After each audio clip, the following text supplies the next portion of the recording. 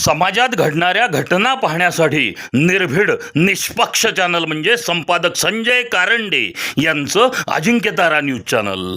Ajinkyatara news चॅनलला like करा, share करा, सबस्क्राईब करा आणि कमेंटही करा. नमस्कार. आज या ठिकाणी सातारा जिल्हा अधिकारी यांना निवेदन दिलेलं आहे. आत्ता आपण पाहत आहोत की आपला सातारचा कचऱ्याचा प्रश्न पेटलेला आहे, पण मला हे सांगायचं आहे की आज 10 वर्ष झाले तो पेटलेला आहे. म्हणजे आज पहिल्यांदा पेटलाय हा विषय सांगणंच चुकीचं आहे.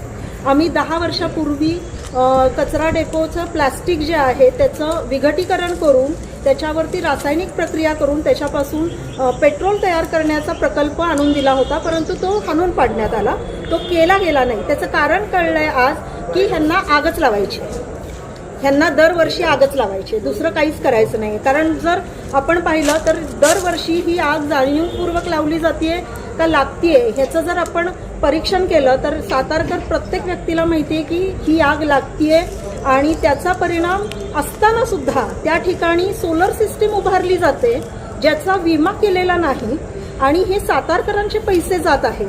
तरी सुद्धा आश्चर्य वाटतं की तिथे हा सोलरचा प्रकल्प पूर्ण होत नाही आजपर्यंत. मग सोलरसाठीचे जे पैसे उभारले गेले किंवा दिले गेले ते कोणाला दिले गेले? हा जो प्रकल्प आहे हे कुणाच्या माध्यमातून चालू झाला? त्याला विमा का नाही केला गेला?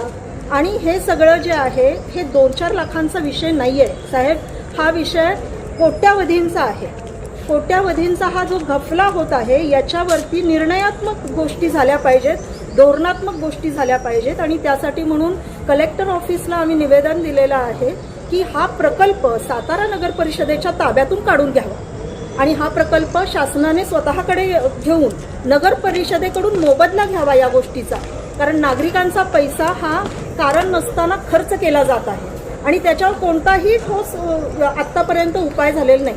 बरं, हे 15 वर्ष चालू आहे, 10 वर्ष चालू आहे, आम्ही मागच्या टर्मपासून हे पाहत आहे. आता त्या गोष्टीला 10 वर्ष होऊन सुद्धा ह्यांच्या हातात जर काहीच नसेल तर याला एकच इलाज आहे की गव्हर्नमेंटने हा प्रोजेक्ट टेकओव्हर करावा आणि गव्हर्नमेंटच्या ग्रँट्स ऑलरेडी येत आहेत, त्यांच्या माध्यमातून हा चांगला प्रकल्प चालेल. आणि या ठिकाणी ह्या असं वारंवार आजूबाजूच्या लोकांना दमामुळे कॅन्सर वगैरे व्हायची वेळ आलेली आहे. तिथे राहणारी गावं आहेत, त्यांना कोण वालीच नाही आहे या सगळ्या गोष्टीत. आणि म्हणूनच आम्ही या ठिकाणी निवेदन देत आहे कलेक्टर साहेबांना की हा सबंध प्रकल्प कलेक्टर साहेबांनी कचरा मुक्त अभियान या अंतर्गत हातात घ्यावा आणि त्यासाठी म्हणून प्रयत्न करावे. त्याचबरोबर हे जे झालेलं आहे त्याच्यावरती चौकशी समिती नियुक्त करावी. ह्या गोष्टी बाहेर पडल्याच पाहिजेत की हे नक्की कोणाचं खाण्याचं कुंपण आहे.